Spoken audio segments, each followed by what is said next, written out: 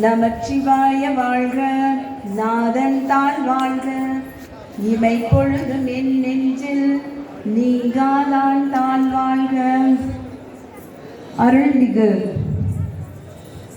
நெல்லையப்பரின் திருப்பாதங்களை வணங்கி, கருணை கடலாம் காந்திமதி அம்மையின் பொற்பாதங்களை வணங்கி, காக்கும் தெய்வமாம் காலபைரவரையும் வணங்கி, இங்கே இவ்வேளையில் உங்களோடு இந்த இனிய பொழுதில் இந்த நல்வாய்ப்பினை நல்கிய அறநிலையத்துறை அதிகாரிகளுக்கும், நிர்வாக அதிகாரி பணியாளர்களுக்கும், அறங்காவலர் குழு தலைவருக்கும், உறுப்பினர்களுக்கும் மற்றும் இங்கே வீட்டிற்கும் அனைவருக்கும் எனது அன்பான வணக்கம். இது ஒரு நல்ல நேரம். சிவராத்திரி அப்படின்னா தூங்காம விழிச்சு இருக்கிறது, பட்டினியா நோன்பு இருக்கிறது அப்படிங்கிறது மட்டும் இல்லை. சிவராத்திரி அப்படின்னா அதனுடைய முழுமையான அர்த்தம் எத்தனை பேருக்கு தெரியும்? இங்க இருக்கிற எத்தனை பேருக்கு தெரியும்? யாராவது சொல்ல முடியுமா? சிவனை வழிபடுவதுதான் பொதுவா நம்ம எல்லாரும் உணர்ந்து கொண்டது. ஆனா அதனுடைய உண்மையான தாற்பயம் என்ன அப்படின்னா, ராத்திரி அப்படின்னா என்ன? எல்லா இடத்திலும் வேலைக்கு போன எல்லாரும் இரவுல வீடு திரும்பும். ராத்திரியானா பறவைகள் கூட தன்னுடைய கூட்டுக்கு திரும்பும். அது போலதான் இந்த ராத்திரி அப்படிங்கிறது நம்ம இறைவனை சரணடைவது அப்படின்னு அர்த்தம். சிவராத்திரி அப்படின்னா சிவனை சரணடைகிற ராத்திரி. அப்படி எத்தனையோ சிவராத்திரிகள் நம்மளுக்கு மாதம் முழுக்க வந்தாலும் இந்த மகா சிவராத்திரி மட்டும் மிகவும் அற்புதமான பல விசேஷ நிகழ்வுகளை கொண்ட ஒரு சிறந்த ராத்திரி. இறைவனை நோக்கி நாம என்ன வேண்டுனாலும் கிடைக்கும். நீங்க எது கேட்டாலும் கிடைக்கும். உங்களுக்கு செல்வம் வேண்டுமா, கல்வி வேண்டுமா, ஆரோக்கியம் வேண்டுமா, திருமண வாழ்வு வேண்டுமா, இப்படி நீங்க கேட்கிற எல்லா தேவைகளும் வரங்களும் கிடைக்கக்கூடிய ஒரு அற்புதமான நேரம் தான் சிவராத்திரி. அதுலயும் பாத்தீங்கன்னா ரொம்ப குறிப்பான நேரம், மிகவும் அற்புதமான நேரம் எது அப்படின்னா 12 மணி தொடங்கி 3:30 மணி வரைக்கும். எதனால அப்படின்னா 4 கால பூஜைகளாக நம்ம அதை பிரித்து வணங்கி கொண்டே இருக்கிறோம் இல்லையா? 4 கால பூஜைகள் நம்மளுடைய நெல்லையப்பருக்கு இப்போ நடைபெற்று கொண்டே இருக்கு.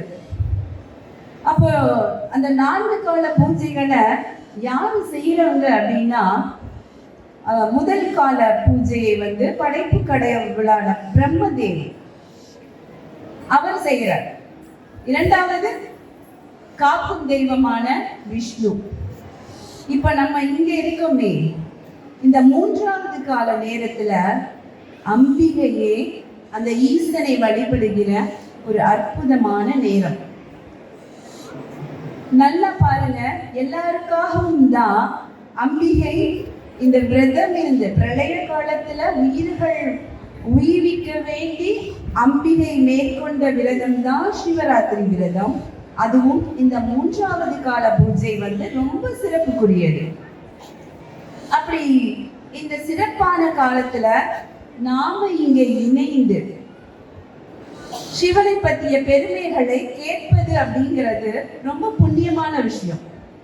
அப்போ அம்பிகை வேண்டிக் கொண்ட அத்தனை பலன்களும் நமக்கும் கிடைக்கும். அம்பிகை என்ன வேண்டிக்கிட்டாங்க? என்னை போல இந்த உயிர்கள் யாவும் உங்களை வணங்கி உங்களை வேண்டி விரதம் இருக்கும் பொழுது அத்தனை பலன்களும் அவர்களுக்கு கிடைக்கணும் அப்படின்னு சொல்லி வேண்டிக்கிட்டாங்க. அப்ப இந்த நேரத்துல நம்ம வேண்டுகிற எதுவாக இருந்தாலும் அது நிச்சயமாக அது நிறைவேறும். அதுல எந்த மாற்றமும் கிடையாது. அது மட்டும் இல்லாம இறைவன் ஜோதி ஸ்வரூபமாக தன்னை இந்த உலகிற்கு வெளிப்படுத்திய நாள் இந்த 3ஆம் கால லிங்கோத்பவ காலம்தான். இது ரொம்ப சிறப்பான நேரம். இந்த சிறப்பான நேரத்துல நம்ம சிவனை குறித்து தியானம் ஒரு ஒற்றை நிமிடம் பண்ணினால் கூட நீங்க 1000 முறை பண்ணியதற்கு ஒரு சமம். அது தியானமாகட்டும், அவரை குறித்த பாடலாகட்டும், அவரை குறித்த பேச்சாகட்டும் அல்லது சிவனையேன்னு உட்கார்ந்து அவரை பத்தி பேசுறதை கேட்கறதா இருக்கட்டும், நீங்க உங்க வாழ்க்கையில செய்யக்கூடிய அத்தனை விரதங்களையும் 100 மடங்காக மாற்றி தருகிற ஒரு சிறப்பான காலம் சிவராத்திரி காலம். அதிலையும் குறிப்பா இந்த 3வது கால பூஜை. நீங்க இனிவரும் காலங்கள்லயுமே இந்த 3வது கால பூஜைய கண்டிப்பா தவறாம வழிபடுங்க. அதுக்கு முந்தி உள்ளதையோ அல்லது அதற்கு பின்பாக இருக்கிறதையோ கூட நம்ம எடுத்துக்கொள்கிறோமோ இல்லையோ, இந்த 3வது கால பூஜையில சிவனை குறித்த, ஈசனை குறித்த, நம் தந்தையை குறித்த அத்தனை பாடல்களையாவது பாடி அவரை மனதார நினைப்போம். அல்லது எதுவுமே தெரியலையா, சிவாய நம சிவாய நமன் சொல்லிட்டே இருப்போம். நமக்கு தேவையான எல்லாத்தையும் அவர் பார்த்துப்பார். இந்த உலகத்துல பாறையில் இருக்கிற தேரைக்கும் உணவு கொடுக்கிற கடவுள் அவர் இல்லையா? அப்போ நம்ம மனமுருகி அவரை வேண்டும் பொழுது அவர் நம் கண் முன்னே வராமலா போவாரு. ரொம்ப அற்புதமான ஒரு இந்த நேரத்தை உங்களோட பகிர்ந்திருக்கிறதுல எனக்கு ரொம்ப மகிழ்ச்சி. கொஞ்சம் பேராவது இருக்கீங்க, அது ரொம்ப சந்தோஷம். இப்ப இரவலை குறித்து நானும் பாட்டு பாடுவேன். நான் பாடுகிற பாடல் நான் தனியாக மேடையில் அமர்ந்து பாடிக்கலாம், கோவில இருந்து பாடிக்கலாம். ஆனா இறைவனை குறித்து, இறைவனை புகழ்ந்து நான் பேசுகிற பேச்சானது எப்போதுமே நான் மேடையில தனியாவோ அல்லது ஒரு ஓரத்துல தனியாவோ உட்கார்ந்து பேசினா அது சரியா வருமா? கேட்கறதுக்கு ஒரு 4 பேராவது வேணும் இல்லையா? அந்த வகையில இவ்வளவு பேர் இருக்கீங்க, அது ரொம்ப மகிழ்ச்சி. இந்த சிவராத்திரி நோன்பை நம்ம தவறாம எடுக்கும் பொழுது நமக்கு செயற்கரிய செயல்களை செய்யக்கூடிய சக்தி எல்லாமே நிச்சயமாக கிடைக்கும். எந்த ஒரு செயலையும் செய்யறது கூடிய 100 மடங்கு பலம் நமக்கு கிடைக்கும். அம்பிகைக்கு 9 ராத்திரி நவராத்திரி நம்ம வழிபடுகிறோம். இந்த சிவனுக்கு சிறப்பான சிவராத்திரி தான். எப்பயுமே இறைவனை தூய்மையான மனதோட வழிபடுறோம். யாவர்க்குமாம் இறைவர்க்கு ஒரு பச்சிலைன்னு சொன்னார். இறைவனை காண வரும் பொழுது நம்மளால இயன்ற ஏதாவது ஒரு சிறிய பொருளாவது வாங்கிட்டு வரணும். சரி, வாங்கிட்டு வர முடியல, எந்த ஒரு கள்ளக்கபடமும் இல்லாத ஒரு தூய்மையான மனதோட இறைவனை வணங்கணும். அவர் எதிர்பார்க்கிறது கபடமற்ற தூய்மையான மனதை தான், தூய்மையான பக்தியை தான் இறைவன் எதிர்பார்க்கிறார். ஆனா நம்ம எல்லோரும் ஏதாவது ஒரு சூழல்ல மனசுல வேற எண்ணங்களோட இறைவனை நோக்கி வந்து கொண்டே இருக்கிறோம். நமக்கு கவலைகள் இருக்கலாம், இல்ல பிறர் மேல வருத்தம் இருக்கலாம், கோபம் இருக்கலாம். ஆனா கண்டிப்பா எது இருக்கக்கூடாது தெரியுங்களா? ஆணவம் இருக்கக்கூடாது. யாராக இருந்தாலும் சரி, இந்த உலகத்துல யாராக இருந்தாலும் இந்த ஆணவம் அப்படிங்கிறது இருக்கக்கூடாது. எல்லாத்துக்கும் படியளக்கிற இறைவன், எல்லாத்தையும் இயக்குகிற, காக்குகிற, அழிக்கிற சக்திகளுக்கெல்லாம் தலைவனாக இருக்கிற இறைவன் நம்ம மனதில் இருக்கிற எல்லா எண்ணங்களையும் அறிந்திடுவார் இல்லையா? அப்படிதான் நம்ம எல்லாருக்கும் வணங்குகிற பாக்கியம் இருக்கிறது. சிவபெருமானை மனதார கைகூப்பி வணங்குகிற பாக்கியம் இருக்கிறது. அவரையே சுமக்கிற பாக்கியம் ஒருவருக்கு இருக்கு. அவர் தான் நந்தி பகவான் இல்லையா? அவருக்கு என்ன ஒரு எண்ணம் அப்படின்னு பாத்தீங்கன்னா, இந்த உலகத்துக்கே படியளக்கிற பெருமான் அவரை நாம சுமந்துட்டு வரோம். அப்ப நம்ம எவ்வளவு உயர்வானவர் நல்லா பாருங்க. வெறும் பக்தியாக இருக்கும் பொழுது உயர்வாக இருக்கிற ஒன்று தன்னை உயர்வாக நினைக்கும் பொழுது அந்த பக்தி என்ன ஆயிடுது? காணாமல் போயிருது. நந்தி தேவன் இப்படி நினைக்கிறார், நம்ம தான் ரொம்ப சிறப்பானவர், நம்ம தான் ரொம்ப நெருக்கமானவர், அவரையே சுமக்கிறோம். ஒரு எறும்பு எல்லாத்துக்கும் படியளக்கிற இறைவன், இந்த உலகின் பரம்பொருள், அவரையே நம்ம சுமக்கிறோம் அப்படின்னா நாம எவ்வளவு சிறப்புக்குரியவர். அவர் தன்னை நினைச்சுக்கிறார். அப்படி நினைக்கலாமா அப்படின்னா நிச்சயமாக கூடாது. எப்பொழுதும் நம்மளுடைய சிறப்பை குறித்து நல்ல எண்ணம் இருக்கணுமே தவிர அதை குறித்து கர்வம் வரக்கூடாது. நம்மளுடைய சிறப்புகளை எல்லாம் மற்றவர்கள் தான் சொல்ல வேண்டும். நாமே சொல்லிக் கொள்ளக்கூடாது.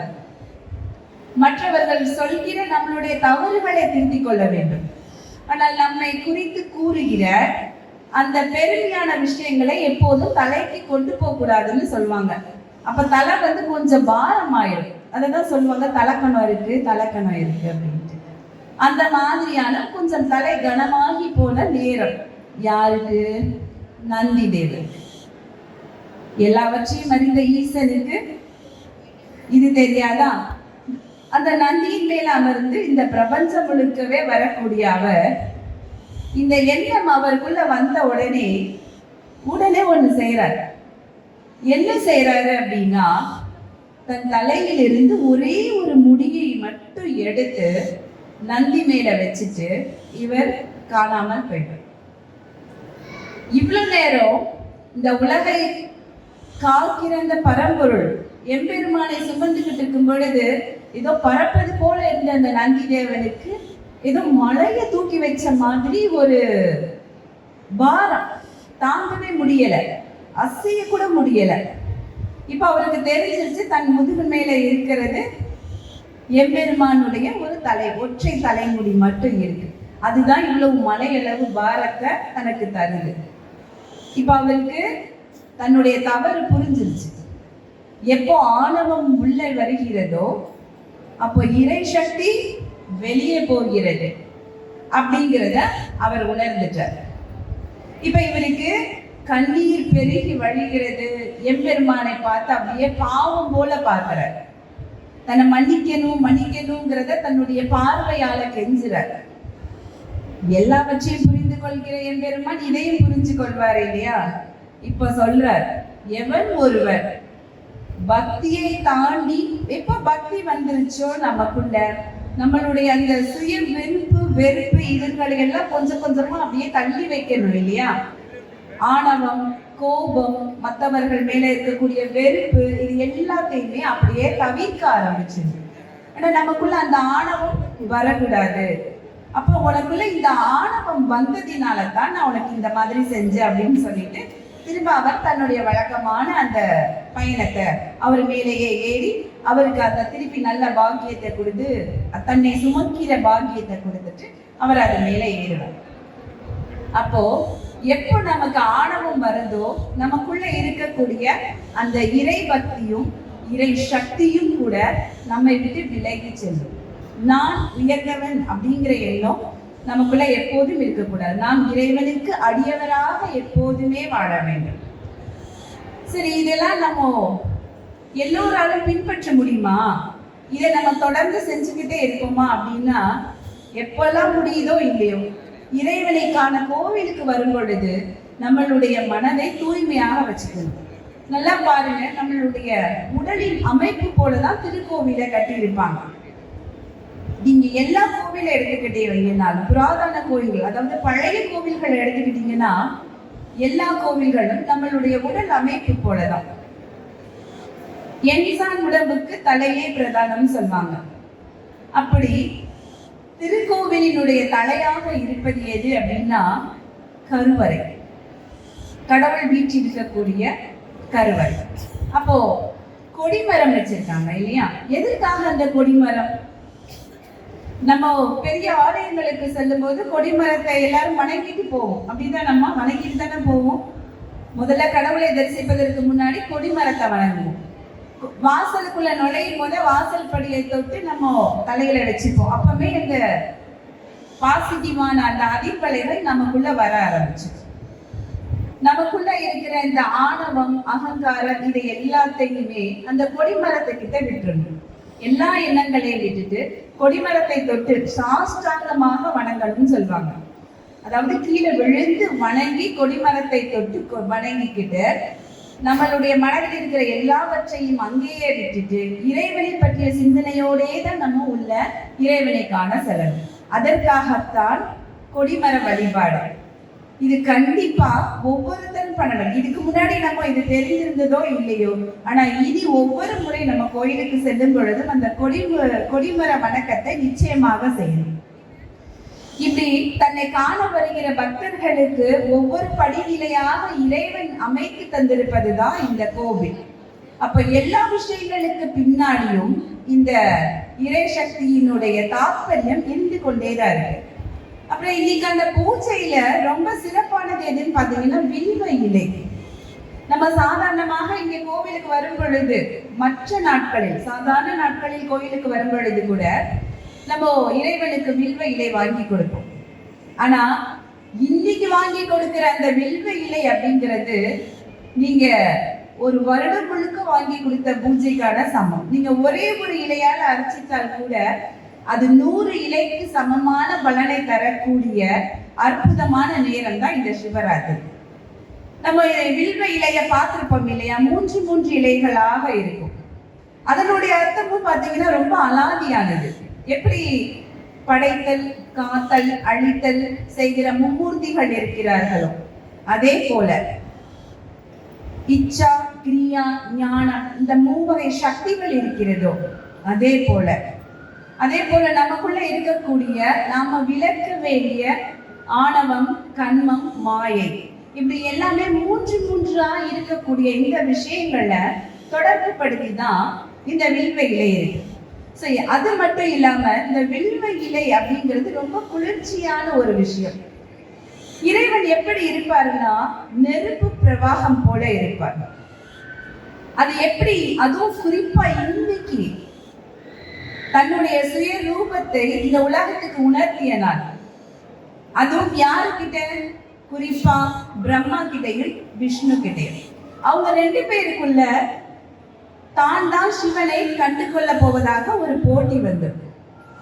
அப்போ தலை அடியை காண்பதாக விஷ்ணுவும், முடியை காண்பதாக பிரம்மாவும், அவர் அன்னப்பறவையா மாறி வானத்துல பறந்து தேடி போவாரு, இவர் வராகமாக பூமிக்குள்ள தேடி போவார். அப்போ யாரால காண முடியும்? 2 பேரும் போய்கிட்டே இருப்பாங்க, காணவே முடியாது. எப்படி ஒரு முடிவு வரணும் இல்லையா? இதுல பிரம்மா என்ன பண்ணுவாரு, ஒரு சின்ன தப்பு பண்ணிடுவார்.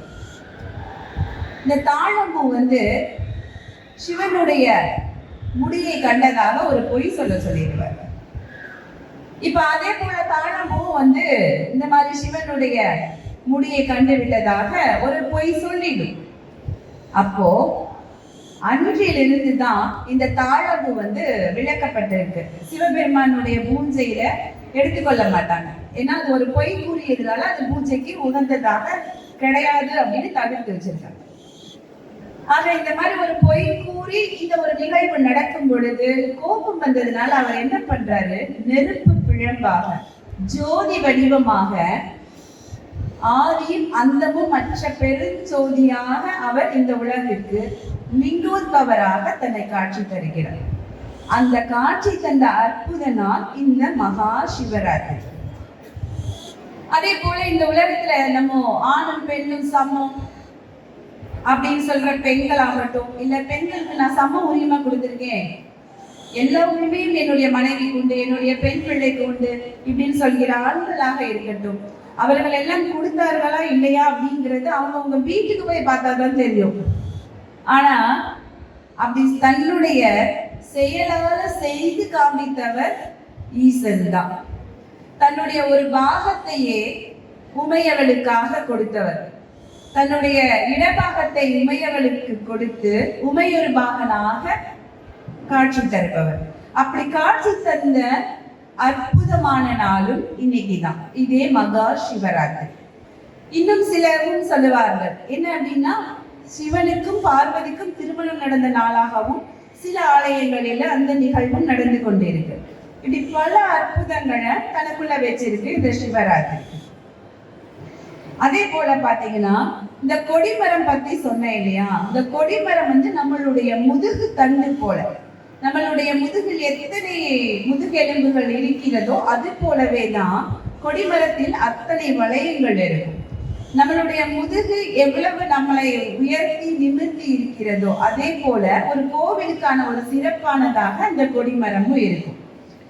அப்போ இன்றைய நாள்ல நம்ம அந்த சிவபெருமானை குறித்த பக்தியோட இங்கே அமர்ந்து கதைகள் கேட்டாலும், அல்லது பாடல்கள் பாடினாலும், அல்லது தியானம் செய்தாலும், ஒரே ஒரு முறை நீங்க நமச்சிவாய என்று சொன்னாலும் எல்லாமே உயர்ந்த பலனை தரும். அதாவது கல்வியில ஒன்று பொதுவா சொல்லுவாங்க, கற்றலின் கேட்டலே நன்று. நம்ம கத்துக்கிறது எவ்வளவு நல்லதோ அதை விட கேட்கறது ரொம்ப நல்லதுன்னு சொல்லுவாங்க. கேட்கறது அப்படின்னா நல்லவற்றை, நல்ல விஷயங்களை இந்த உலகத்துல நம்ம கேட்டுக்கிறது அப்படிங்கிறது ரொம்ப நல்லது. நம்ம தேடி தேடி எவ்வளவோ கத்துக்கொண்டு இருப்போம். ஆனா இந்த கற்றறிந்த அறிஞர்களோ பெரியோர்களோ சொல்வதை கேட்பது அப்படிங்கிறது ரொம்ப ரொம்ப நல்ல விஷயம். அப்படி ஒரு நல்ல நிகழ்வு தான் இங்க நடந்து கொண்டு இருக்கு இல்லையா? எம்பெருமானை பற்றி நான் சொல்வதை நீங்கள் எல்லோரும் அமைதியாக பொறுமையோடு நீங்க கேட்டுக்கொண்டிருப்பது அப்படிங்கிறதே எனக்கு ஒரு மகிழ்வான விஷயம். இது ஒரு பெரிய பாக்கியம். அவரை பற்றி பேசுறதுக்கும் நமக்கு பாக்கியம்தான், அவரை பற்றி கேட்பதற்கும் நமக்கு பெரிய பாக்கியம்தான். அதுவும் இந்த சிவராத்திரி வேளையில அவருடைய பெயரை நம்ம திரும்ப திரும்ப உச்சரிக்கும் பொழுது நமக்குள்ள அந்த இறை ஆற்றல் வந்து அப்படியே பெருகும் இல்லையா? அதாவது இறைவனுடைய அந்த பேரொளி பூமியை வந்தடைகிற நேரம். இப்போ அவருடைய பெயரை நம்ம உச்சரிக்க அது நம்மை நோக்கி வருவதாகவும் ஒரு ஐதீகம். அத்தகைய ஒரு சிறப்பான நேரம் தான் இது. நம்ம கோவிலுக்கு எதை வேண்டினாலும் ஏதாவது வேண்டுதலோட தான் போகும். ரொம்ப கம்மியா தான் இறைவனை பார்த்தா போதும் அப்படின்னு சொல்லிட்டு வர்றது. ஒவ்வொருத்தருக்கும் ஒவ்வொரு விதமான தேவை இருக்கும். நான் முதலிலேயே சொன்னதுதான். இப்போ இந்த நேரத்துல நீங்க எது வேண்டினாலும் நிச்சயமாக நடக்கும், நிச்சயமாக கிடைக்கும். அதுல எந்த மாற்றமும் கிடையாது. நீங்க யாராவது இந்த மனதிற்குள்ளாகவோ இல்லது இந்த நிகழ்வு முடியும் பொழுதோ நீங்க கண்டிப்பாக வேண்டிக் கொண்டு பாருங்கள், நிச்சயமா நடக்கும். அப்படி பலன் அடைந்தவர்களும் உண்டு. இப்படி இறைவனுடைய நாமத்தை நம்ம இன்றைக்கு முழுக்க தொடர்ந்து சொல்லிக்கொண்டே இருக்க வேண்டும். அப்புறம் ஒரு குரு இருக்கார். எல்லாருக்குள்ளேயுமே வந்துட்டு ஒரு சந்தேகம் இருக்கும். நம்ம ஆசிரியரா இருந்தாலும் சந்தேகமா இருக்கும், மாணவராக இருந்தாலும் சந்தேகம் இருக்கும். அவரவர் நிலைகளுக்கு தற்ப சந்தேகம் இருக்கும். அந்த ஊர்ல ஒரு சிறந்த குரு, அவர் எல்லாரும் வணங்கக்கூடிய ஒரு குரு. அவர்கிட்ட சீடராகணும்னு ஒரு 2 பேருக்கு ரொம்ப ஆசையாக இருக்கும். ஆசையுமே துறவு ஏற்றுக்கொள்வதுமே ஒரு விருப்பம் தான் இல்லையா? அதாவது ஆசையை வெறுத்தால் தான் துறவியாகணும்னு சொல்லுவாங்க. துறவியா இருக்கணுங்கிறதே ஒரு ஆசை தானே. பட் அது என்ன அப்படின்னா, அது யாரையும் துன்பப்படுத்தாத, காயப்படுத்தாத ஒரு ஆசையாக இருக்கு. அப்படி அந்த குரு கிட்ட போய் நான் உங்க சீடன் ஆகணும், இந்த 2 நண்பர்கள் அவர்கள் போய் கேட்கிறாங்க, எப்படி நான் சீடன் ஆகணும் அப்படின்னு சொல்லி கேட்கிறாங்க. சீடன் ஆகணும்னா உடனே ஏத்திப்பாரா? ஏன்னா நிறைய மனப்பக்குவம் வேணும், பொறுமை வேணும், விட்டு கொடுத்தல் வேணும், குறிப்பா சகிப்புத்தன்மை வேணும். அப்போ ஒரு சீடனாக ஒருவனை ஏற்றுக்கொள்வதாக இருந்தால் அந்த குரு வைக்கிற சோதனைகளிலும் அவன் தப்பி வரணும். அப்ப இவர் சொல்லுவாரு, சரிப்பா சீடனா ஏத்துக்கிறேன், நீங்க போய் அங்க காத்திருங்கள், நான் உங்களை அழைக்கும் போது வாங்கன்னு சொல்லிட்டு இவர் போய் தியானம் பண்ண ஆரம்பிச்சிடுவார். என்ன பண்ண ஆரம்பிச்சிடுவார்? தியானம் பண்ண ஆரம்பிச்சிடுவார். இந்த 2 பேரும் அங்கே எதிர்த்தாப்புல உட்கார்ந்து எப்போ இந்த குரு கண் விழிப்பார், எப்போ நம்மளை பார்ப்பார் இப்படின்னு பார்த்துக்கிட்டே இருப்பாங்க. ஏன்னா நம்ம தேடி வந்தது கிடைக்கணும் இல்லையா? நமக்கு ஞானம் கிடைக்கும். ஆனா அவர் கண்ணை திறக்கவே இல்லை. 1 நாள் ஆச்சு, 2 நாள் ஆச்சு, 3 நாள் ஆச்சு, நாள்கள் போய்கிட்டே இருக்கு. அவர் கண்களை திறக்கவே இல்லை. அதுக்கப்புறம் கண்ணை திறந்துட்டார். அவருடைய இயல்பான சில வேலைகளை செய்யறாரு, திரும்பி கண்ணை மூடி தியானம் பண்ணிக்கிறார். இப்படியே பல நாட்கள் போகுது. கிட்டத்தட்ட 1 மாதம் மேல் ஆயிடுச்சு. ஆனா இந்த 2 பேரும் இந்த ஞானத்தை தேடி வந்தோம் இல்லையா, அதை கண்டிப்பா கண்டு அடையணும் அப்படின்னு சொல்லிட்டு பொறுமையா தான் இருக்காங்க. எந்த மனமாற்றமும் வரல, மன வருத்தமும் வரல. அப்ப இந்த குரு கண்ணை திறக்கிறார். கிட்டத்தட்ட 1 மாத காலத்துக்கு பிறகாக அவர் கண்ணை திறக்கிறார். இப்போ 2 பேரையும் அருகில் அடைக்கிறார். அதாவது ஆன்மீக தேடல் அப்படிங்கிறது ஒரு நெடிய காத்திருப்பு. நம்ம போன உடனே நம்ம தலைக்கு மேலே எப்பொழுதுமே ஒளிவட்டம் வந்து விடாது. நமக்குள்ள இறைசக்தி நிறைய நிறைய நிறைய தான் நமக்குள்ள அந்த பிரகாசம் வரும். அப்போ உங்ககிட்ட ஒரு விஷயம் இருக்கு, சகிப்புத்தன்மை இருக்கு. இப்ப இன்னொரு நீங்க செய்யணும். நான் சொல்றது யாரு சரியா செய்வீங்களோ அவர்கள்ல ஒருவரை நான் சீடனாக ஏத்துக்கிறேன் அப்படின்னு சொல்றேன். அவங்கள ஒருத்தரை தான் எடுத்துக்கிறேன்னு சொல்றேன். இல்ல நீங்க 2 பேர் வந்தாலும் பரவாயில்லை, ஆனா நான் சொல்லியதை நீங்க சரியாக செஞ்சிருக்க. இப்ப இவங்களுக்குள்ள ஒரு சந்தோஷம் வந்துருது. நம்ம சரியா செஞ்சிருக்கோம், நம்ம காத்திருந்திருக்கோம், நம்மளை பாதி புரிஞ்சுக்கிட்டாரு, அதாவது பாதி கிணறு தாண்டியாச்சு, இன்னும் பாதி தானே இருக்கு அப்படின்னு அவங்களுக்குள்ள ஒரு எண்ணம் இருக்கு. இவர் என்ன பண்ணுவாரு, அழகான 2 சிவலிங்கங்களை கொண்டு வருவார். எதை கொண்டு வராரு? சிவலிங்கத்தை. இப்ப இந்த 2 சிவலிங்கத்தையுமே 2 பேர் கையிலையும் கொடுக்கிறார். அப்ப என்ன சொல்றாருன்னா, அப்பா இந்த சிவலிங்கத்தை எங்க இறைவன் இல்லையோ, எங்கே இறைவன் இல்லையோ அங்கே புதைத்து விட்டு நீங்க என்கிட்ட வந்து சொல்லுங்க, நம்ம அந்த இடத்த போய் பார்த்துருவோம். அதற்கு பின்னாடி சீடனாக ஏற்றுக்கொள்வதை நான் முடிவு செய்யறேன் அப்படின்னு சொல்லுவார்.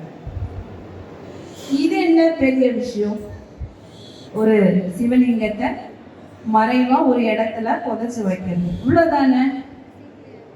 இப்படிதான் தோணும். அது 2 பேரும் அந்த சிவலிங்கத்தை கைகள்ல சுமந்துட்டு போறாங்க. சரி, மறைவான இடம் எங்க இருக்கு? பிறர் கண்கள் அறியாமல் புதைத்தலேங்கிறது மறைவானது தான். யாருக்கும் தெரியாம எப்படி மறைக்கிறது? அப்போ இப்படியே கொஞ்சம் போயிட்டே இருக்கும்போது 2 பேரும் பாதை மாறிடுறாரு. இவர் வேற பக்கமா போயிடுறாரு, இன்னொரு நண்பர் வேற பக்கமா போயிடுறாரு. இப்ப என்ன ஆகுது, முதல்ல ஒருத்தர் சீக்கிரமா ஒரு இடத்த கண்டுபிடிச்சிட்டாரு, அவர் புதைச்சிட்டார். அவர் வேகமா மகிழ்ச்சியோட திரும்பி வரார். நம்ம கண்டிப்பா குருவினுடைய சீடன் ஆயிடும். ஏன்னா குரு சொல்ல மீறாதவன் தான் உண்மையான சீடன். நம்ம புதைத்து விட்டோம். தவிரவும் நண்பன் இன்னும் வரல. அப்ப நிச்சயமா நிச்சயமா நாம தான் குருவினுடைய சீடன் அப்படிங்கிற ஒரு மகா ஆனந்தம் வந்து பேரானந்தத்தோடு அவர் என்ன பண்றாரு, குருவை பார்க்க வர்றாரு. வந்துட்டாரு. குரு கண்ணை திறக்கவே இல்லையே, திறக்கல. அவருக்கும் ஞான திருஷ்டினால எல்லாமே தெரியும், என்னென்ன நடக்குதுங்கிறத தெரிஞ்சுப்பாரு. தன் முன்னாடி வந்து சீடன் நிக்கிறாரு. இவரான கண்களை திறக்கவே இல்லை. இப்போ இன்னொரு நண்பர் இருந்தார் பாத்தீங்களா, அவர் அந்த சிவலிங்கத்தை கையில எடுத்துட்டு போறாரு போறாரு போறாரு. எல்லாம் பல இடம் அடைஞ்சு பார்த்துட்டாரு. அவரால் கண்டுபிடிக்க முடியல. அவருக்கு கண்ணீர் பெருகி வழியுது. நம்மளால ஒரு இடத்தையும் கண்டுபிடிக்க முடியல. இதுக்குள்ள அவருக்கு தன்னுடைய நண்பன் இந்த மாதிரி செஞ்சுட்டா, குருவை தேடி போயிட்டான். அதாவது நண்பன் மறைவான இடத்தை கண்டுபிடிச்சாச்சு, சிவனை மறைச்சு வச்சாச்சு, குரு கிட்ட போயாச்சு. அடுத்த நிகழ்வு என்ன? சீடனாக மாறக்கூடிய நிகழ்வு அது நடக்க போகுது. நமக்கு அந்த பாக்கியம் இல்லையே அப்படின்னு சொல்லிட்டு கண்ணீர் மல்க அந்த சிவலிங்கத்தை அப்படியே மார்போடு அணைச்சி எடுத்துக்கிட்டு அப்படியே வர. இப்போ அந்த குரு கண்களை திறக்கிறார். கண்களை திறந்த உடனே இந்த புதைச்சிட்டு வந்த அந்த சீடனுக்கு ரொம்ப ஆனந்தம்.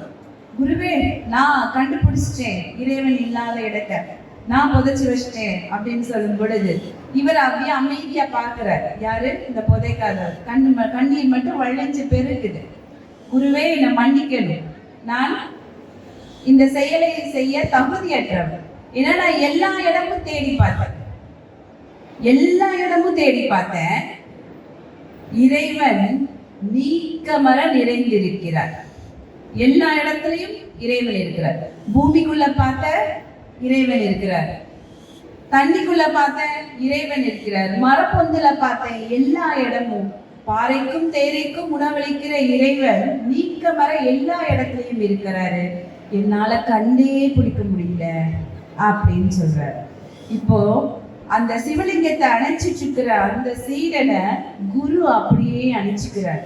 நீதான்ப்பா, நீதான் நான் தேடின அந்த சீடன், என்கிட்ட வரக்கூடிய சிறந்த சீடன் நீதான். ஏன்னா அதான உண்மை. இறைவன் நீக்கமர நிறைந்திருப்பார் இல்லையா? இறைவன் இல்லாத இடம்னு இந்த பிரபஞ்சத்துல எங்கேயாவது ஒரு சிறு துரும்பு கூட இருக்கிறதா அப்படின்னா நிச்சயமா கிடையாது. அப்போ இதை உணர்ந்த அந்த சீடன் தான் உன்னதமானவன். அந்த குரு அதன் முதலாக அவனையே தன்னுடைய சீடனாக எடுத்துக்கொண்டு தன்னுடைய அந்த பயணத்தை, ஆன்மீக பயணத்தை தொடர்கிறார். இப்போ அந்த மறைச்சு வச்சான் இல்லையா, அந்த சீடனுக்கு இப்போதான் உண்மை விளங்கு. நாம எவ்வளவு பெரிய தப்பு செஞ்சுட்டோம். இறைவன் இங்க இருக்கிறாரு, அங்க இருக்காரு, இங்க இல்ல அங்க இல்ல நினைக்கிறதுக்கு நாம யாரு? இறைவன் படைப்பில் நாம ஒரு சிறு துளி கூட கிடையாது, அதை விட சின்னது. அவனின்றி அணுவும் அசையாது. அப்படிப்பட்ட சிறப்பான இறைவனை நம்ம இல்லைங்கிற ஒரு இடத்தை எப்படி நம்மளால கொண்டு வர முடியும்? நாம் தவறு செய்துட்டோம்னு சொல்லி அவன் தன்னுடைய தவறை எல்லாம் உணர்ந்துட்டு திருப்பி முழு ஈடுபாடோட இறைவனை நோக்கி இன்னும் ஆன்மீகத்துக்குள்ள தன் வரணும், தன் மனம் பக்குவப்படணும்னு தன்னுடைய செயல்களை மாத்திக்கிறார். ஆக நம்மளுடைய செயல்களுமே அப்படிதான். நம்ம அறிந்தவைகள் சில, அறியாதவைகள் பல இருக்கு. அப்ப பெரியவர்களோ அல்லது நம்ம கற்றறிந்தோ நம்ம உணரும் பொழுது நம்மளுடைய வாழ்க்கையின் படிநிலைகளாக அதை மாற்றிக்கொள்ளணும். ஏன்னா இறைவன் எல்லா நேரமும் நம்மளை இருக பற்றி இருப்பார். நம்ம என்ன நினைப்போம் அப்படின்னா, நமக்கு ஒரு விஷயம் நல்லது நடக்கும் பொழுது இறைவன் நம்மளோட இருப்பது போலவும், நமக்கு ஏதோ ஒரு மாறாக அல்லது நம்ம விரும்பாத ஒரு செயல் நடைபெறும் பொழுது நீ எல்லாம் எங்க இருக்க, நான் உன்னை தினம் வந்து கும்பிட்டனே, உனக்கு விளக்கெல்லாம் போட்டனே, உனக்கு பூஜையெல்லாம் பண்ணனே அப்படின்னு இறைவனையே நிந்திக்க கூடிய சாதாரண மானுடர்களாக நாம இருக்கிறோம். ஆனா நம்ம எப்போ நடப்பவை எல்லாமே ஈசன் செயல், நடப்பவை எல்லாமே காரண காரியத்தோடு தான் நடக்குது அப்படிங்கிற ஒரு முடிவுக்கு வரமோ அப்போ நமக்குள்ள இந்த மாதிரியான கேள்விகள் வராது. நம்மளுடைய மனம் பக்குவம் அடையணும் அப்படின்னா அந்த ஆன்மீக வழி, இறை வழிபாட்டை அப்படியே தொடர்ந்து வரணும். மாதத்தில் ஒரு நாளோ அல்லது வாரத்தில் ஒரு நாளோ வருடத்தில் ஒரு நாளோ தான் இறைவனை வணங்குவோம் அல்லது அந்த முக்கியமான நேரத்தில் மட்டும்தான் இறைவனை நினைப்போம் அப்படிங்கிற மாதிரி இல்லாம எல்லா நேரமும் இறை சிந்தனை நம்மளோட மனதில் மேலோங்கி இருக்கணும். அதற்காக இறைவன் திருநாமத்தை மட்டும் உச்சரித்து கொண்டே மற்ற வேலைகளை கவனிக்காமல் இருக்கணுங்கிறது அர்த்தம் கிடையாது. நம்மளுடைய எல்லா பணிகளோடும் என் கடன் பணி செய்து கிடப்பதேன்னு சொன்னாங்க. நம்மளுடைய பணிகள், அன்றாட வேலைகள் எல்லாம் அப்படியே நடந்து கொண்டே இருந்தாலும் இறைவனை குறித்த சிந்தனை நம் மனதில் எப்போதும் இருந்து கொண்டே இருக்க வேண்டும். அது ரொம்ப முக்கியம். அது நம்ம எங்கேயாவது கல்வி சாலையில தான் கத்துக்க முடியுமா? இல்லை நம்ம இந்த ஸ்ரீடன் போய் குரு கிட்ட கத்துக்கிட்டாரு இது போலதான் கத்துக்க முடியுமானா இப்ப நம்மளுடைய வாழ்வியல் முறைகள்ல இதுக்கெல்லாம் வாய்ப்புகள் ரொம்ப கம்மி. அப்போ இறை சிந்தனையை மனதுக்குள்ள கொண்டு வரும் பொழுதே நமக்குள்ள தனிச்சையாக ஒரு பக்குவ நிலை வரும். இப்போ உயிர்களிடத்துல பேதம் இல்லாம எல்லா உயிர்களையும் சமமாக கருதக்கூடிய நிலையும் வரும். அப்புறம் சொன்னேன் இல்லையா, ஆணவம், கண்மம், மாயை, இந்த வில்வ இலைகள் உணர்த்துகிற தத்துவங்களில் ஒன்றுதான் இந்த மூன்று. அப்ப இந்த மூன்று மும்மலங்கள் அப்படின்னு சொல்லுவாங்க.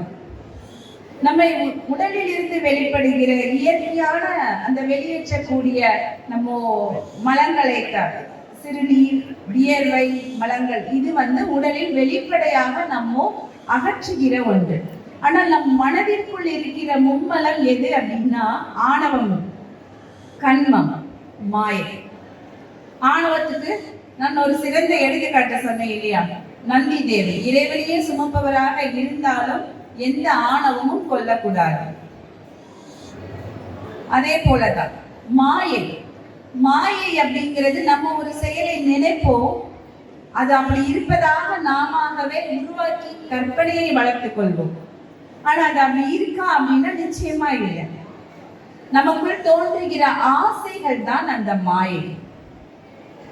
அப்போ இந்த கண்மம், அந்த விரோதம் யார் மேலேயும் நம்ம காட்டக்கூடாது. எல்லாருக்குள்ளேயும் இறைவன் இருப்பதாக நினைக்கும் பொழுது யார் மேலேயும் நமக்கு வெறுப்பு வராது, கோபம் வராது, இல்லையா?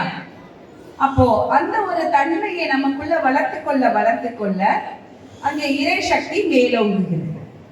நம்மளுடைய மனித வளம் மகத்துவமாக மாறுகிறது. ஆக இந்த மும்மலங்களை நம்ம கிட்ட இருந்து அகற்ற வேண்டிய ஒரு நல்ல நாளாகவும் இந்த நிகழ்வு நடக்க வேண்டிய அந்த ஒரு உறுதி எடுத்துக்கொள்கிற நிகழ்வாக இன்றைய நாளும் நிச்சயமாக இருக்கணும். நம்ம தெரிஞ்சு கொள்ளாத வரைக்கும் இருக்கக்கூடிய விஷயங்கள் வேற.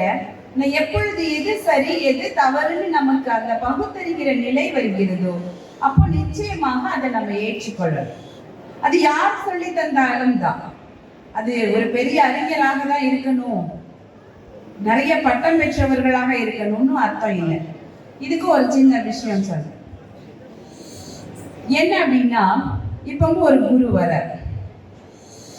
வராருன்னா இந்த குரு இருக்கிறார் ஒரு ஊர்ல, நிறைய சீடர்கள் இருக்காங்க. ஆனா அவர்கிட்ட இந்த குரு எல்லாருக்கும் மனம் திரும்புவதற்கான நிறைய ஞான உபதேசங்களை பண்ணிக்கொண்டே இருப்பார். அவர் பேச்சை கேட்டா எந்த ஒரு தீய எண்ணங்கள் இருக்கிறவங்களுக்கு கூட மனசு மாறிடும். அவ்வளவு சிறப்பான மனிதர், அவர் சிறந்த குருவாக அந்த ஊரால எல்லாராலும் வணங்கப்படக்கூடியவர். அப்போ அவர்கிட்ட சீடராக இருப்பதே தனக்கு பெருமைன்னு வாழ்கிறார்கள் அந்த சீடர்கள். அப்ப அவர்களுக்குள்ள ஒரு கேள்வி வரும், எப்படி இது சாத்தியம்?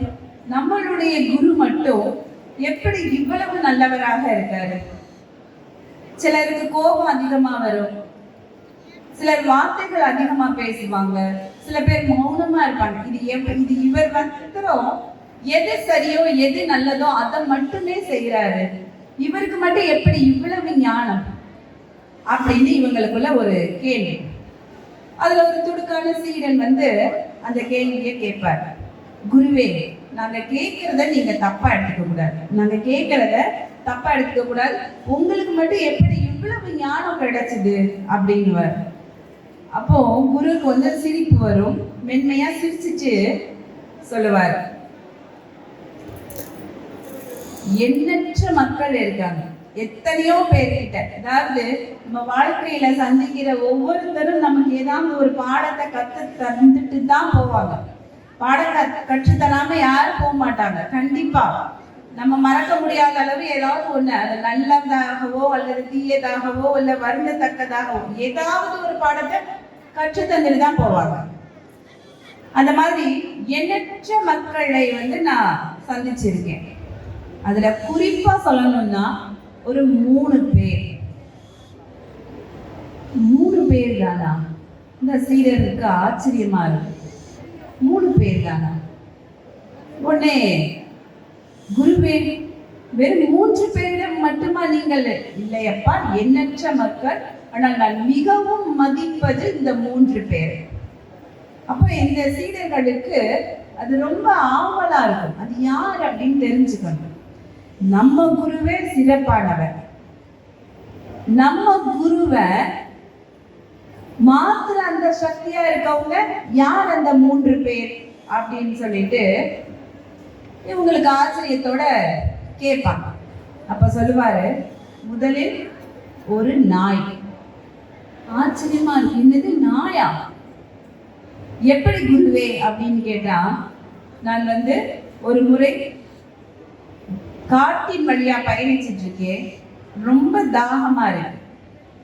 அப்போ தண்ணி குடிக்கலான்னு போனா அங்க ஒரு நீரோடை இருக்கு. அங்க அந்த நாய் அதுவும் தாகத்தோட வந்திருக்கு. நான் இப்போ இந்த நாயை வேடிக்கை பார்க்கிறேன். இந்த நாய் என்ன பண்ணுது? அந்த தண்ணிக்குள்ள இருக்கிற தன்னுடைய பிம்பத்தை பார்க்குது, பயந்து ஓடுது. திருப்பி தண்ணிக்குள்ள இருக்கிற பிம்பத்தை பார்க்குது, பயந்து ஓடுது. ஆனா தன்னுடைய தாகத்தை கட்டுப்படுத்த முடியல. கடைசியில என்ன பண்ணுது? தன்னுடைய தாகம் தீராம பாஞ்சு தண்ணிக்குள்ள போய் விழுந்து இந்த தண்ணியை குடிச்சிருது. அதே போலதான் நம்ம இந்த ஆன்மீகத்துக்குள்ள வரும் பொழுது நம்ம மனதிற்குள்ள நிறைய எண்ணங்கள், கேள்விகள்ங்கிற பயங்கள்லாம் இருக்கும். ஆனா அதுல மனம் தளராம அதுக்குள்ள நம்ம போகணுங்கிற அந்த ஒரு பக்குவத்தை இந்த நாய்கிட்ட கத்துக்கிட்டேன். இப்போ மனதார இவர்களும் இந்த நாயை வணங்கியாச்சு. அடுத்ததாக ஒரு திருடனா எல்லாரும் ஞானி கிட்ட கத்துப்பாங்க. நம்ம ஞானி என்ன திருடன் கிட்ட கத்துக்கிட்டாரு அப்படின்னா இதுவும் ஒரு நிகழ்வு தான். நான் ஒரு காட்டு வழியாக பயணிக்கும் பொழுது ஒரு இரவு நேரத்துல தங்குவதற்கு இடம் இல்லை. அப்போ அந்த ஒரு திருடன் ஒரு சிறிய குடிசையில இருந்தான். அப்போ அவன் சொன்னான், ஐயா நீங்க என் வீட்டுல, நான் திருடன் தான், ஆனா நீங்க என் வீட்டுல தங்கிக்கிறதுல எனக்கு எந்த ஆட்சேபனையும் இல்லை, நீங்க எத்தனை நாள்னாலும் தங்கிக்கலாம்னு சொல்லிட்டான். அந்த நேரத்தை தவிர்க்கிறதுக்காக நான் அவன் வீட்டுல போய் தங்கி இருந்தேன். ஆனா அங்கிருந்து நான் கிளம்பவில்லை. ஒரு கிட்டத்தட்ட 1 மாத காலம் தங்கி இருந்தேன். அப்ப தினமும் அவன் இரவு திருடுவதற்காக போவான். நான் மறுநாள் கேட்பேன், நீ திருடியாச்சா, இன்னைக்கு உனக்கு பொருள் கிடைச்சுதான்னு. ஆனா அவன் ஒவ்வொரு நாளும் பொருள் கிடைக்கல, ஆனா நாளைக்கு கிடைச்சிரும் அப்படின்னு சொல்லுவான்.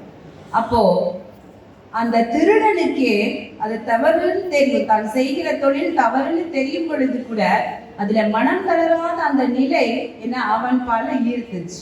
அதனால அவனை நான் ஒரு குருவா ஏற்றுக்கிட்டேன். அப்படியா, இவங்களுக்கு அதிர்ச்சியா இருந்தாலும் ஆனா அது உண்மைதானே. எதின் பொருட்டுமே நம்மளுடைய எண்ணங்களை விட்டு விலகக்கூடாது. மூன்றாவது யார் அப்படின்னா, மூன்றாவது ஒரு 5 வயது குழந்தை. அந்த 5 வயது குழந்தையா, எத்தனையோ அறிஞர்கள் இருந்தாலும் 5 வயது குழந்தை என்னப்பா சொல்லியிருக்கும் அப்படின்னு அவங்களுக்குள்ள ஒரு கேள்வி. இப்ப சொல்றாரு, நான் இன்னும் முழுமையாக ஒரு முதிர்ச்சி அடையாத ஒரு நேரத்துல ஒரு வீட்டில் இருக்கும் பொழுது அந்த வீட்டில் நான் ஒரு விளக்கை ஏற்றினேன். அந்த 5 வயது குழந்தை கிட்ட என்னுடைய அறிவுத்தனத்தை காட்டுவதற்காக, அப்பா இந்த விளக்கில் இருக்கிற ஒளி எங்க இருந்து வந்துச்சுன்னு தெரியுமான்னு கேட்டேன் அப்படின்னு சொல்லுவார். அந்த குழந்தை என்ன பதில் சொல்லி இருக்கும்னு நினைக்கிறீங்க? என்ன சொல்லுச்சு அப்படின்னா, பட்டுன்னு 3 ஊதி விளக்க அணைச்சிருச்சு. இந்த ஒளி எங்க போச்சோ அங்க இருந்துதான் இந்த ஒளி வந்துச்சுன்னு சொல்லுச்சு. அப்போ எவ்வளவு பெரிய உண்மை! அந்த குழந்தை அறிவித்த அந்த உண்மையானது என் மனதில் மிகப்பெரிய மாற்றத்தை ஏற்படுத்துச்சு. ஏன்னா இறைவன் அருவம் உருவம் அருவுருவம் ஆனவன் இல்லையா? அத்தகைய இறைவனை நாம் சரணடைய ஆன்மீகத்தில் இணைந்து இறை தொண்டு செய்யணும். அதற்காகவே என்னுடைய வாழ்வை நான் அதன் பின்னாக அர்ப்பணித்துக் கொண்டேன். அதன் பின்னாக தான் நீங்க எல்லாம் சேர்ந்தீங்க அப்படின்னு சொல்றேன். அதே போலதாங்க நம்மளுடைய வாழ்க்கையில நம்ம அறிந்தவைகளும் அறியாதவைகளும் நிறைய இருந்தாலும் இந்த சிறப்பான நாள்ல இறைவனையே நினைத்து இறை வழிபாட்டையே மேற்கொள்ள வேண்டும். நாம் எண்ணிய யாவும் நிறைவேற நம் நெல்லையப்பரும் காந்திமதி அம்மையும் கண்டிப்பாக அருள் புரிவார்கள். இந்த நேரத்துல இறைவனை குறித்து எனக்கு பேசுவதற்கு வாய்ப்பை நல்கிய அறநிலையத்துறை அதிகாரிகளுக்கும் பணியாளர்களுக்கும் அறங்காவலர் குழு தலைவருக்கும் உறுப்பினர்களுக்கும் மற்றும் இத்துணை நேரம் இங்கே அமைதியாக இறை சிந்தனையோடு கூடியிருக்கின்ற மெய்யன்பர்களான உங்களுக்கும் எனது மனம் நிறைந்த வாழ்த்துக்களை கூறிக்கொண்டு விடைபெறுகிறேன். நன்றி வணக்கம்.